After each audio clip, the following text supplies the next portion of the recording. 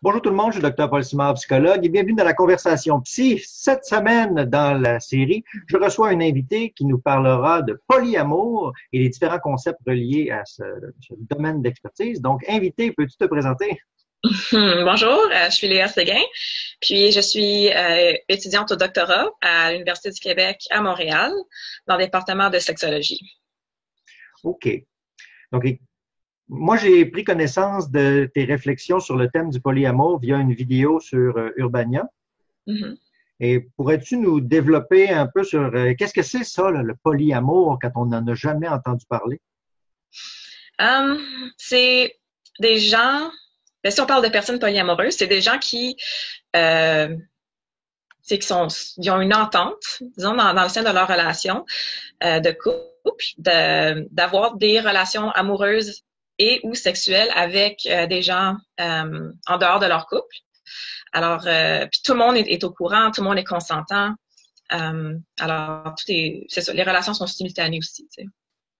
OK. Donc, couple ouvert, polyamour, c'est-tu la même Mhm. chose, ça? Non, il y a quand même une différence. Alors, les couples ouverts, c'est vraiment plus par rapport à une entente ouverte par rapport à la sexualité. Donc, les partenaires de couple, il y a une entente qui peuvent avoir des relations sexuelles avec des partenaires à l'extérieur de leur couple, tandis que ils ont quand même une entente émotionnelle fermée. Donc, ils n'ont pas le droit, tu sais, de tomber en amour avec quelqu'un d'autre. Peux-tu Mais vraiment contrôler ça, tomber en amour avec quelqu'un? contrôler ça, non, moi je pense pas. Je pense pas qu'on peut choisir qui qu'on on développe pour qui on développe des émotions plus fortes ou romantiques. Là. C'est hors de notre contrôle un peu, je pense. Ouais, donc l'idée de couple ouvert avec seulement sexualité, ça pourrait déjà être un peu risqué, là. J'imagine qu'il faut des conditions particulières pour pouvoir aller vers là de manière sécuritaire. Ben oui, mais quand même, ces personnes-là sont, je pense qu'ils sont vraiment conscientes de ce risque-là. Alors déjà, ils vont établir des règles, puis c'est ça, ils vont établir des règles pour essayer de contrôler ou disons, minimiser ce risque-là. Donc, tu sais, des fois, ça peut être genre, ah oui, tu peux avoir une relation sexuelle avec une autre personne, mais tu sais, pas plus qu'une fois. Alors, toutes sortes de petits règlements comme ça qui vont faire que ça va faire ça. Il OK. va moins être porté à tomber en amour, disons. Puis est-ce que dans le polyamour, ce seraient les règles qui sont différentes? Tu sais, pour chaque personne, chaque couple, c'est vraiment différent. Ils ont chacun leurs règles. Ça varie énormément d'un couple à l'autre. Mais si on parle vraiment généralement, dans une relation polyamoureuse, c'est un peu plus ouvert. Tu sais, oui, il peut y avoir beaucoup de règles. Il peut en avoir très peu. Mais disons qu'il n'y a rien qui est mis en place pour empêcher ou minimiser le risque de tomber en amour avec quelqu'un d'autre. Mhm, mhm. Puis dans les préjugés, on pourrait dire, là, c'est beaucoup tabou déjà. C'est difficile de parler de sexualité ouvertement parce que c'est quelque chose Mhm. qui appartient à l'intimité. Et Ouais. donc, lorsqu'on ouvre l'intimité à plus qu'une autre personne, j'imagine que là, ça peut créer toutes sortes de préjugés reliés à ça. Peux-tu nous développer sur cette idée-là de préjugés ou des tabous qui sont rencontrés? Euh, Attends, je suis pas sûre. Tu veux dire comme de la part des autres? Oui, ben c'est ça. Comment ça peut être perçu de la part des gens en général? Parce que j'imagine que les phénomènes de polyamour doivent être aussi vieux que l'humanité, là. Ah, c'est sûr. Mais Ça a juste différents noms à travers le temps, là. Ouais, alors il y a beaucoup de préjugés par rapport aux personnes qui décident de s'engager dans ce type de relation-là. Il y a l'idée que, par exemple, c'est voué à l'échec. Ces relations-là sont vraiment fragiles. Que de base, ils ont pas, c'est pas basé sur un vrai amour, un vrai engagement. C'est qu'il manque de ça. Et c'est pour ça que c'est possible, donc. Parce que tu sais, l'idée que, bon, ben, si t'aimerais vraiment ta partenaire, ben, tu serais vraiment pas à l'aise avec l'idée que il y a une sexualité ou de l'amour à l'extérieur du couple. Euh, il y a l'amour aussi, possessif. c'est très, ouais, ça sonne très possessif. euh, Et les gens normalisent un peu ça, comme si c'était normal d'aimer de manière possessive. Ouais, on a beaucoup romantisé ça. Je serai tout pour toi, tu seras tout pour moi, et nous marcherons main dans la main dans le soleil couchant. Ouais, un peu comme ça, tu sais, qu'on a chacun une âme sœur à quelque part, puis qu'une fois que tu l'as trouvé, ben c'est ça, puis pour le reste de ta vie. Alors si ça marche pas, c'est que tu l'as pas trouvé encore ton âme sœur. S'il y a des problèmes dans ta relation, ça veut dire que it's not the one, tu sais. Ah, Alors c'est ça, ça peut, en tout cas, c'est quand même une pensée qui peut être très problématique, très toxique même, parce qu'il y a certaines personnes qui vont beaucoup y croire à ça. Puis ils vont penser que si justement il y a quelque chose qui va pas très bien dans leur couple, ils vont penser ah ben tu sais à place de travailler dessus ou de communiquer là-dessus, ils vont juste abandonner puis ils vont se dire ben c'est à cause que je suis pas avec la bonne personne. Alors il faut que je continue à chercher. mhm. Ça fait comme ouvrir des portes à la réflexion ou à se dire, ben, si c'est conflictuel ici, c'est parce que les gens vont aller vers une autre opportunité plus axée sur le plaisir. Et il n'y a pas que le plaisir dans l'intimité, hein. Il y a aussi la lecture. Ouais, il y a chaque relation, il va y avoir des problèmes à un moment donné. Ça c'est un fait là, c'est un fait de la vie, c'est un fait des interactions humaines. Mhm. Alors, J'aurais une question pour toi. Est-ce que ouais, c'est vrai, ça, que dans les polyamours, il faut que tout le monde couche ensemble? non, non, c'est quand même une drôle d'idée. Ouais, non. Souvent, je veux dire, il y a beaucoup de types de relations polyamoureuses. Alors, des fois, ça arrive que, tu sais, il y a un type de relation qui est plus une triade ou qu'est-ce qu'on appelle en anglais un quad pour comme à quatre. Puis, tu sais, Mhm. ça, tu peux en rajouter puis en rajouter là. Mais en général, il n'y a pas comme le plus commun, c'est une triade. Puis, des fois, dans une triade, oui, les gens vont tous coucher ensemble, mais c'est pas nécessairement la norme, en fait, dans le monde du polyamour. Il y a beaucoup de personnes, en fait, qu'est-ce qui est très commun dans le polyamour, c'est la configuration du V. Alors, tu as le point milieu, qui est la personne qui a deux partenaires, mais les deux partenaires ici, ben, ils n'ont pas de relation, c'est nécessairement amoureuse ou même sexuelle entre eux. Mhm. J'imagine que pour les deux extrémités du V, ça doit demander une espèce de réflexion particulière pour ne pas considérer que quand l'un est avec l'autre partenaire, c'est une perte. Ça doit demander une Ouais, bonne prise sur soi-même, une bonne connaissance de soi, respect des limites. ouais, tu sais, il faut prendre du recul. Ça demande vraiment comme un changement de perspective, tu sais, parce qu'on grandit quand même dans une culture qui est très, tu sais, c'est monogame partout, on n'a pas de représentation, tu sais, médiatique ou même dans la conversation tous les jours de modèles relationnels autres que la monogamie. Donc, nécessairement, tu sais, on vient avec un bagage, disons, mononormatif. Alors, si on voit notre partenaire passer du temps avec quelqu'un d'autre ou si on sait prendre du temps avec quelqu'un d'autre, ben là, c'est ça peut venir avec des insécurités, ça peut venir avec des doutes. Ah, ben, est-ce que l'autre personne qu'elle fréquente, est-ce qu'elle est meilleure que moi? Est-ce qu'elle préfère passer du temps avec elle? Est-ce que, tu sais, comparé à moi, etc., etc. On va beaucoup se comparer. Puis, des fois, on peut percevoir l'autre personne comme étant un rival ou une rivale. Alors, ouais, alors ça prend quand même un travail, beaucoup d'introspection, de réflexion, puis de changement de perspective. Ouais. Et puis, est-ce que tu as une idée de comment les gens peuvent amorcer ça, ce genre de réflexion-là ou de changement de perspective? Comment ça peut survenir dans une vie? Parce que j'imagine que c'est pas donné d'emblée. Voilà, c'est clair que moi je serai en couple. Si c'est culturel, il est possible qu'il y ait des changements puis que ça émerge chez certaines personnes. Le désir d'être en relation polyamoureuse? Oui, c'est ça. Est-ce que tu crois qu'il y a comme une étape ou des prémices qui permettent d'aller vers cette configuration en V-là, par exemple? Um, je pense qu'il y a certaines personnes qui ont l'impression qu'ils ont toujours su que c'est ça qu'ils voulaient, mais qu'ils n'osaient pas nécessairement l'aborder avec les gens ou l'essayer parce que c'est vraiment pas la norme, puis il y a énormément de préjugés par rapport à ça. Tandis que il y en a d'autres où est-ce que ils vont peut-être plus s'en rendre compte quand que c'est pendant qu'ils sont en couple, ils tombent en amour avec quelqu'un d'autre, puis ils se rendent compte que ben hey, j'aime encore mon partenaire, comme c'est pas à cause que j'aime une autre personne que tout d'un coup j'aime plus mon partenaire, tu sais. Alors quand ils se rendent compte de ça, des fois ça peut amorcer ça peut débuter le cheminement. Ouais, moi, j'ai déjà vu dans ma pratique là, des gens à qui c'était survenu à l'intérieur d'eux, qui tombent en amour avec deux personnes, voire trois. Mhm. Il s'en voulait beaucoup. Il culpabilisait parce qu'il se disait, ça doit être moi qui est pas correct de ressentir ça.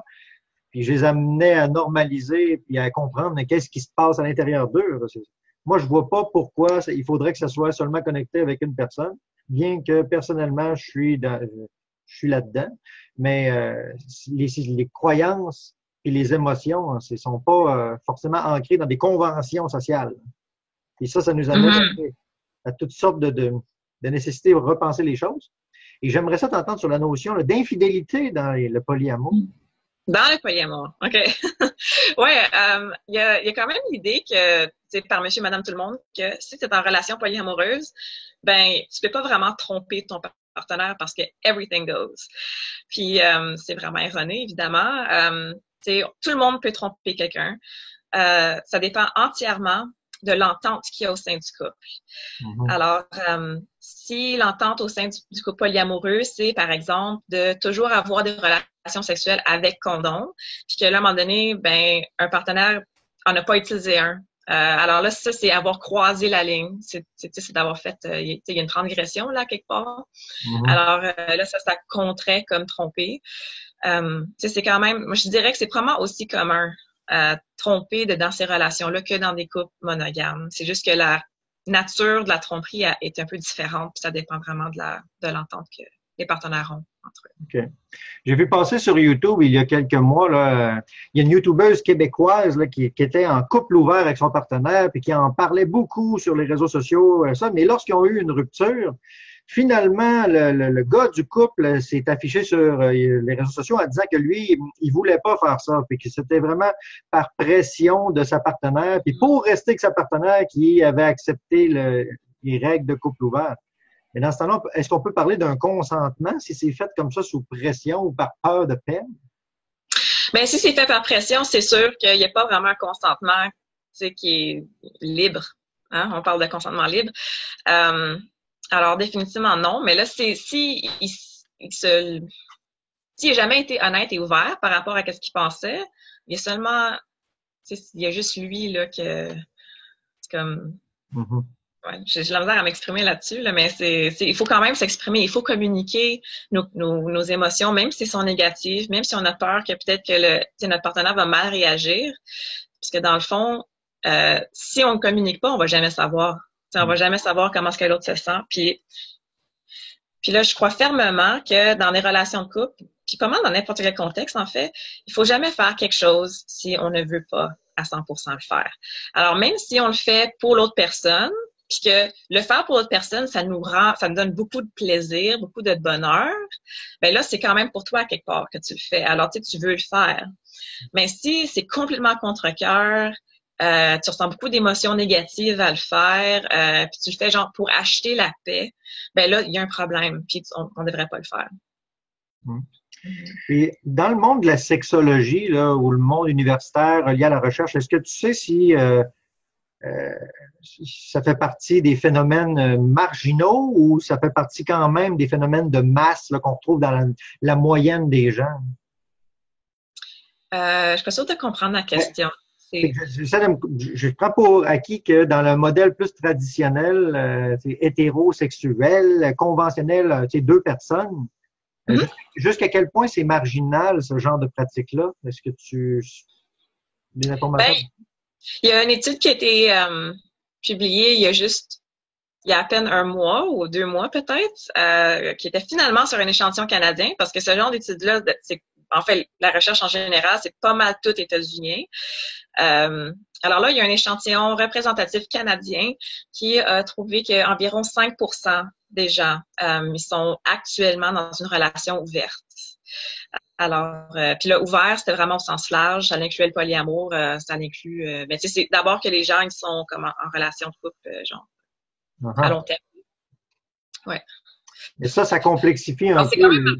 Uh-huh. Mais le statut sur les rapports d'impôt, par contre, on ne peut pas le modifier en conséquence sur ces relations ouvertes de conjoints de fait multiples, là. La loi Ah, est faite pour aller dans le sens du couple uni deux personnes. Ouais, c'est ça. On peut pas encore faire ça. Ah, C'est ça. Ben, tu sais, on vit dans une culture puis une société très normative, puis c'est reflété justement dans beaucoup d'institutions, c'est comme les lois, incluant les impôts et tout ça là. Alors, c'est limitant des fois. et est-ce que tu crois qu'il y aurait davantage de configuration en V, là, comme tu nous écrivais tout à l'heure, avec la base là, centrale qui serait une femme ou qui serait un homme? C'est quoi? Je pourrais pas. J'ai aucune idée. Tu sais, en termes de la prévalence tu sais, un versus l'autre. Mhm. Mais c'est vrai que dans les représentations, en tout cas, on entend beaucoup plus parler d'un homme qui est le point central du V. On a comme l'impression que le contraire, ben genre une femme qui est le point milieu, ça serait impossible. Euh, En partie parce que je pense que c'est que, tu sais, on a cette idée-là qu'un homme, c'est probablement encore plus possessif de leur partenaire qu'une femme ne l'est, Plus surtout d'un insécure. point de vue sexuel. Mhm. Tu sais, il y a l'idée que les hommes sont plus jaloux sexuellement qu'une femme, versus la femme, elle sera plus jalouse, tu sais, par rapport aux liens romantiques ou émotionnels que leurs conjoints peuvent avoir avec d'autres femmes. Alors, Mhm. c'est vraiment ça là, qu'on voit surtout, là, c'est un homme au point de vue. Ouais, ouais. Parce qu'il y a des cultures qui sont polygames d'emblée, là, dans lesquelles il y a plusieurs partenaires, puis c'est légalisé, mais c'est plus souvent les hommes qui sont dans les cultures polygames, là, c'est avec plusieurs femmes. Est-ce que tu sais, toi, s'il y en a l'inverse là, des cultures où ce serait une femme qui a plusieurs hommes? Oui, il y en a. C'est vraiment rare, mais ça existe. Mais en effet, la grande majorité des cultures au monde qui sont polygames sont polygynes. Donc, parce qu'il y a plusieurs femmes, un homme. Donc, les cultures qui sont polyandres, avec une femme, plusieurs hommes, c'est environ peut-être 12 sociétés dans le monde. Alors, c'est très rare. Puis, très souvent, dans ces cultures-là, ces hommes-là sont des frères. C'est relié à la même femme.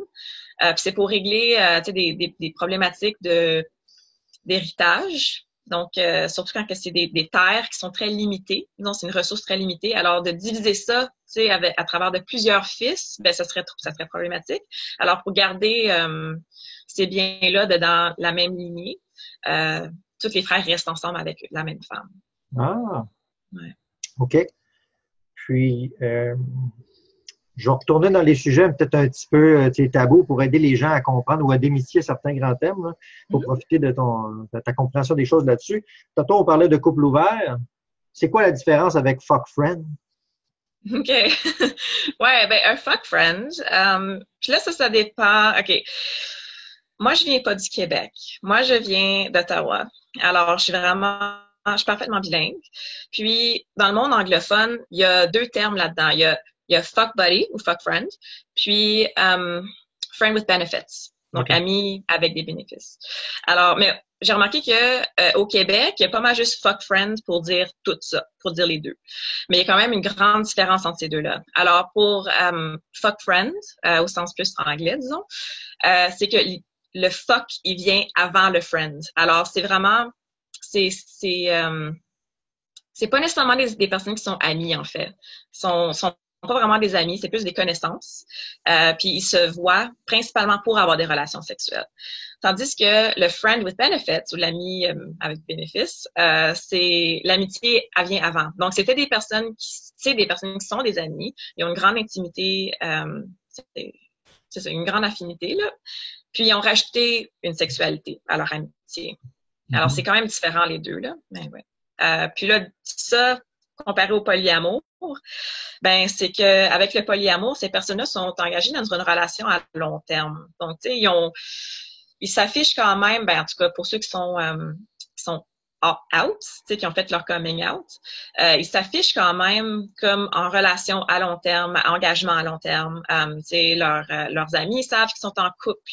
Il y a la notion de couple en fait. C'est vraiment ça qui différencie fuck friend puis polyamour, là, fuck friend, etc. Ben ils sont pas en couple. Il n'y a pas la notion d'engagement à long terme. OK. C'est ça. Puis, j'ai entendu des personnes qui disaient que eux, des hommes, par exemple, qui auraient voulu aller vers le polyamour, Mais quand ils en ont parlé à leurs proches ou à leurs amis, ils se sont fait beaucoup de taper sur les doigts en disant que c'était anti-féministe. Parce OK. qu'ils utiliser des femmes pour leurs besoins à eux. Mais je crois que ça renvoie à un peu une perception erronée là, de la nature du féminisme, là, qui me semblait davantage valoriser l'égalité des genres et non pas des rapports de pouvoir. Donc, je ne sais pas si tu as déjà entendu parler de ce genre-là de résistance ou de mécompréhension sur quel est le Sur le statut. féminisme. Ouais, c'est ça, homme-femme ou le statut féministe, là, sans Ouais. détailler toutes les nuances du courant féministe qui est extrêmement riche et complexe. Mhm. Ouais, ben le féminisme, tu sais, à la base, c'est vraiment juste, tu sais, être pour l'égalité entre les sexes, mais vraiment entre tout le monde, tu sais, que peu importe c'est quoi ton genre ou ton sexe, tu as la même valeur et tu as les mêmes droits et privilèges. Euh, Tu sais, je veux dire, vu de même, c'est dur de voir pourquoi que quelqu'un il serait contre cette notion-là. Mais ça serait ça, là. Euh, Ouais. donc, donc de penser que, tu sais, le polyamour, ça serait anti-féministe, je pense que c'est à cause que les gens, ils ont quand même une notion différente, du féminisme. Mhm. Donc, ils penseraient peut-être que euh, je sais pas, c'est que, oui, il y a l'idée de l'équité de genre, puis d'égalité, mais c'est plus comme un homme qui demande ça, puis là, de se faire dire que c'est anti-féministe. Je pense que c'est à cause que ça vient avec le préjugé. Le polyamour vient avec le préjugé, justement, que les gens s'engagent là-dedans juste pour le sexe. Ouais. Puis que ça serait probablement juste le gars qui aurait le droit d'avoir des relations à l'extérieur du couple et non la femme. Mais c'est complètement erroné. À la base, en tout cas, c'est pas ça. La plupart du temps, c'est pas comme ça dans le polyamour. Des fois, ça existe. Des fois, il y a des gens qui, surtout des hommes, qui vont dire, OK, ben moi je peux, mais toi tu peux pas avoir des relations avec d'autres personnes, à moins que c'est une femme. C'est qu'est-ce qu'on appelle le one penis policy. Ouais. Alors l'inverse c'est beaucoup plus rare, où est-ce que la femme dit, ah ouais, tu peux sortir avec qui tu veux, d'abord que c'est un homme. Ça c'est beaucoup plus rare. Alors en tout cas, je pense que globalement c'est ça, là. OK, ouais, parce que moi, ça me faisait penser au rapport de pouvoir. Il y a des gens qui vont être extrêmement sensibles à toute forme de marque de pouvoir, puis ça va les irriter beaucoup, alors que d'autres personnes qui vont être capables d'avoir une plus grande tolérance. C'est pour ça, moi, que personnellement, je trouve que l'égalité, c'est un concept qui renvoie aux mathématiques et au droit, mais en psychothérapie, moi, j'aime mieux parler d'équivalence. Ça renvoie à la notion de valeur. Et si les gens, équivalents, ils partagent des valeurs communes, ils peuvent se rejoindre de là à là, mais pas se clipper forcément à 100%. C'est pas égal. Pour les droits et les mathématiques, oui. Mais pour les rencontres humaines, je crois que c'est un peu illusoire de penser qu'on pourrait être parfaitement arrimé. Il y aura toujours une espèce de décalage parce qu'on n'aura pas les besoins toujours allumés au même moment, de la même manière en relation. J'ai l'impression que quand on ouvre à plusieurs personnes, ça pourrait multiplier, on va dire, le niveau de difficulté d'arrimer tout le monde dans des équivalences. Je pense que je suis pas à 100% qu'est-ce que tu dis là.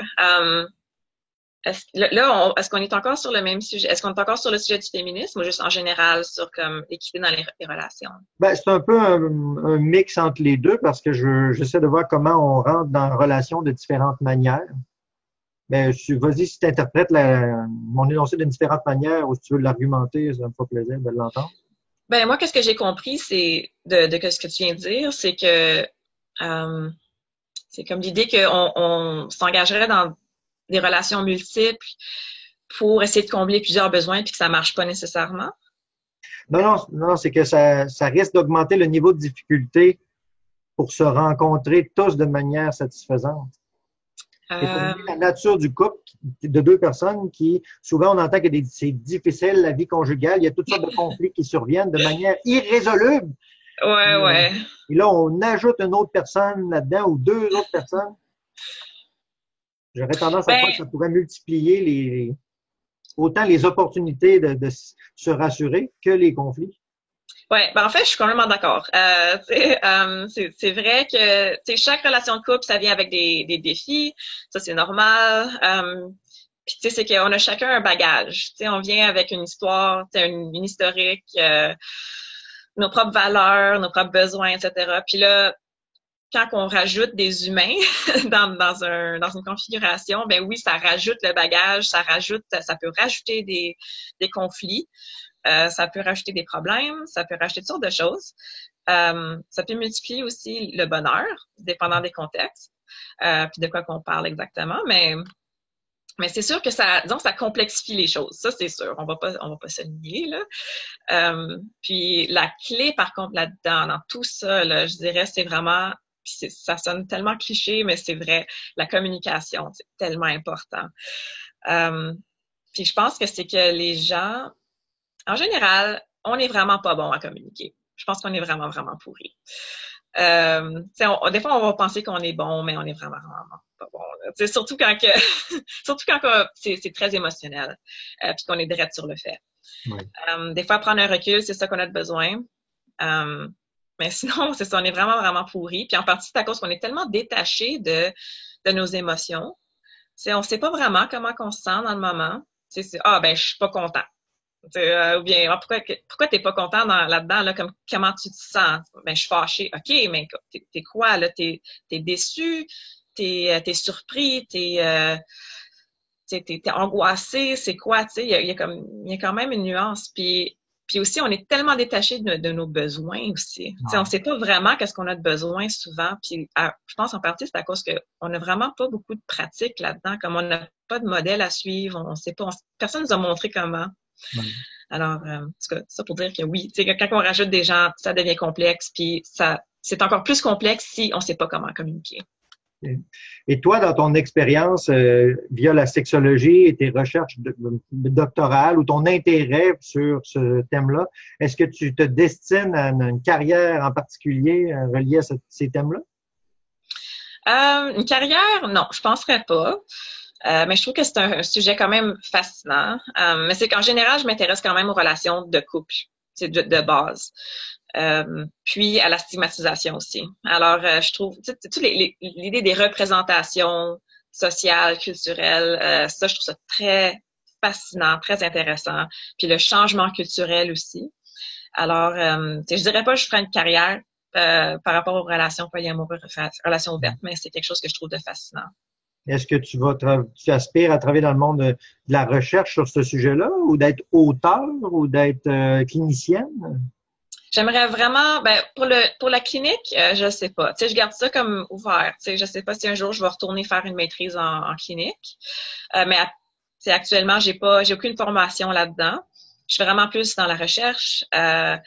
J'aimerais ça écrire un livre sur bientôt, en fait, j'aimerais ça écrire un livre avec mes données de thèse que j'ai en ce moment, que j'utiliserai pas, en fait, pour ma thèse. Je les ai colligées pour ma thèse, mais je vais pas m'en servir.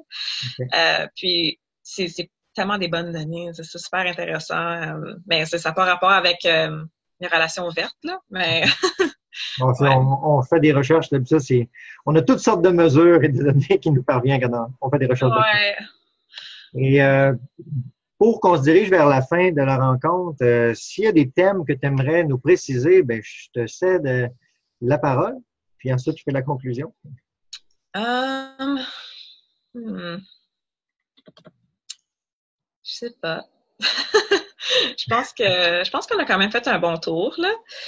Mm-hmm. Ouais.